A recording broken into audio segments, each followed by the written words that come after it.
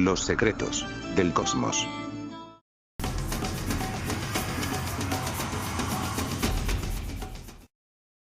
Instituto Técnico Industrial Francisco José de Caldas. Hola amigos, yo soy Jason Rosas, y soy del curso 10-7. Eran unos inadaptados arrogantes quienes pusieron en evidencia la sabiduría convencional.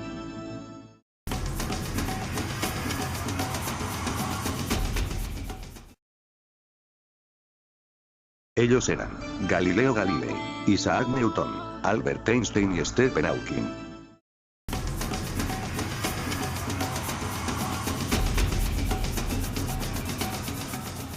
Galileo era el primero de los 7 hijos del músico Vincenzo Galilei.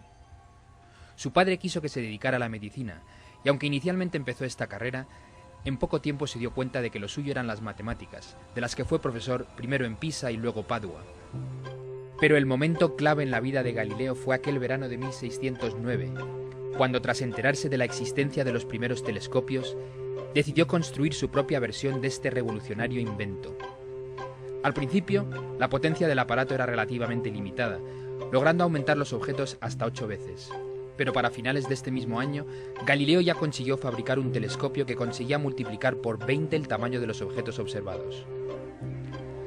Con este instrumento, el padre de la astronomía demostró por primera vez que la Luna no era un astro perfecto, como aseguraban las teorías aristotélicas todavía vigentes en aquella época, sino que tenía una superficie irregular, repleta de valles y montañas. Gracias al poder de observación que le otorgó su telescopio, también comprobó que el Sol tenía manchas, que Venus pasaba por diferentes fases como la Luna, y que Saturno tenía unos extraños apéndices.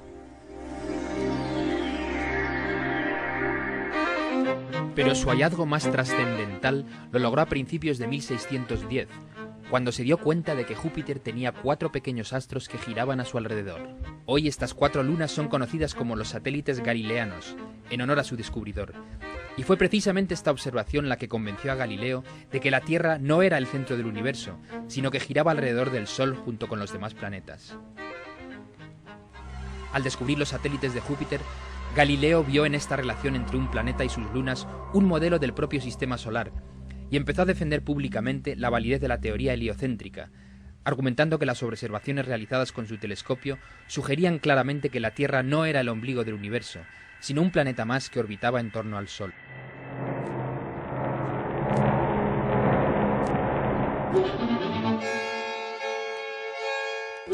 Fue esta osadía la que desató la ira de los fundamentalistas de su época, que no estaban dispuestos a aceptar una visión del mundo que en aquel momento se consideraba una insolente blasfemia. En 1633, Galileo fue obligado por un tribunal del Santo Oficio a rechazar y detestar públicamente la teoría copernicana que había defendido. Sus obras fueron prohibidas y se le condenó de por vida a un arresto domiciliario en su casa en las afueras de Florencia, donde murió, ciego y enfermo, en 1642.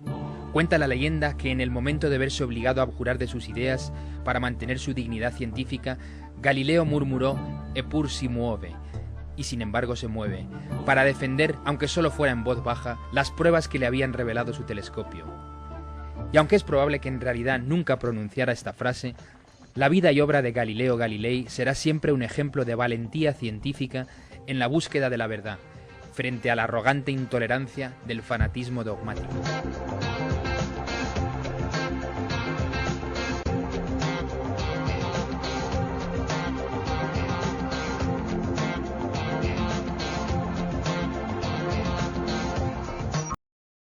Habla sobre las aportaciones de Isaac Newton. Nació el 25 de diciembre de 1642. Fue un físico, filósofo, teólogo, inventor, alquimista y matemático inglés, autor de los Philosophiae Naturalis Principia Mathematica, más conocidos como los Principia, donde describió la ley de gravitación universal y estableció las bases de la mecánica clásica mediante las leyes que llevan su nombre. Entre sus otros descubrimientos científicos destacan los trabajos sobre la naturaleza de la luz y la óptica que se presentan principalmente en su obra Optics y el desarrollo del cálculo matemático. Newton comparte con Leibniz el crédito por el desarrollo del cálculo integral y diferencial, que utilizó para formular sus leyes de la física. También contribuyó en otras áreas de la matemática, desarrollando el teorema del binomio y las fórmulas de Newton-Cotes. Newton tuvo una dura vida de niño, no conoció a su padre. Él desarrolló la ley de la fuerza gravitacional, donde F es la fuerza, G es una constante que determina la intensidad de la fuerza y que sería medida años más tarde por Henry Cavendish en su célebre experimento de la balanza de torsión. M1 y M2 son las masas de dos cuerpos que se atraen entre sí y R es la distancia entre ambos cuerpos, siendo el vector unitario que indica la dirección del movimiento. Si bien existe cierta polémica acerca de que Cavendish hubiera medido realmente G, pues algunos estudiosos afirman que simplemente midió la masa terrestre. Se dice que un día, Newton estaba sentado abajo de un árbol, cuando de repente le cae una manzana. Newton era muy curioso de niño, todo lo que veía, y se preguntaba por qué pasaba. Entonces fue ahí cuando hizo varias pruebas y hizo la ley de la fuerza gravitacional.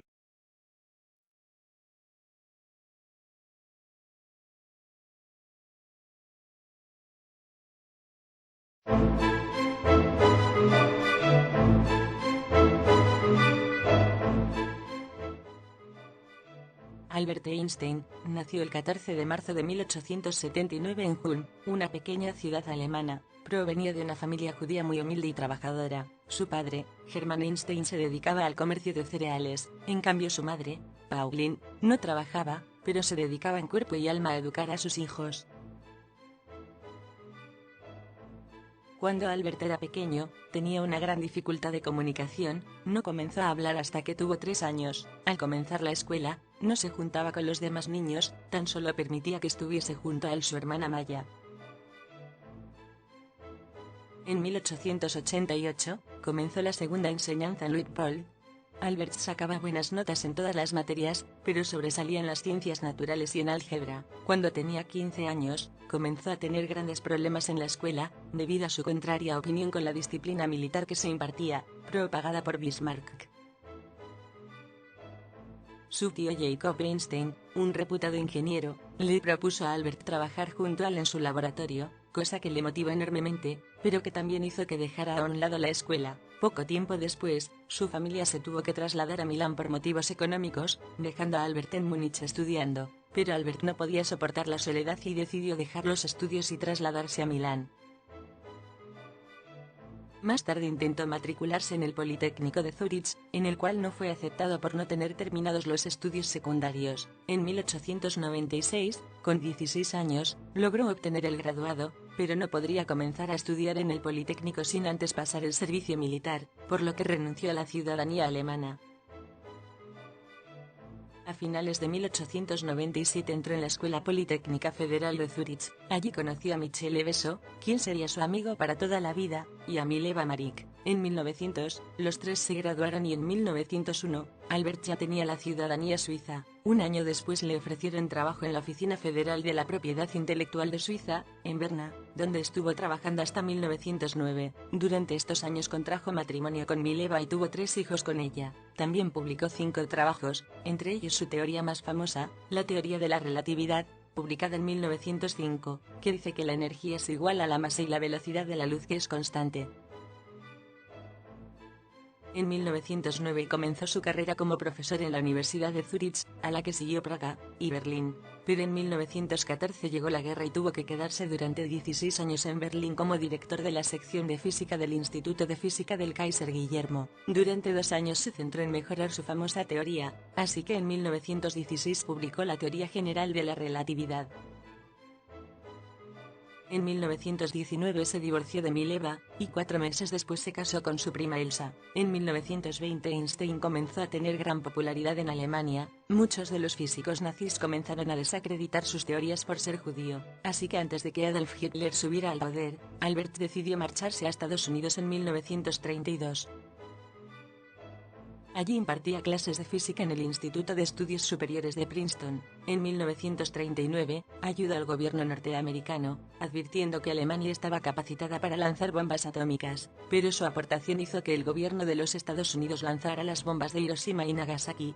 Tras el lanzamiento se unió a un grupo de científicos que buscaban la manera de impedir la fabricación de bombas, pero sus propuestas fueron rechazadas por la política. El 18 de abril de 1955, Albert Einstein murió con 76 años, a causa de una hemorragia interna producida por una ruptura de un aneurisma de la arteria aorta.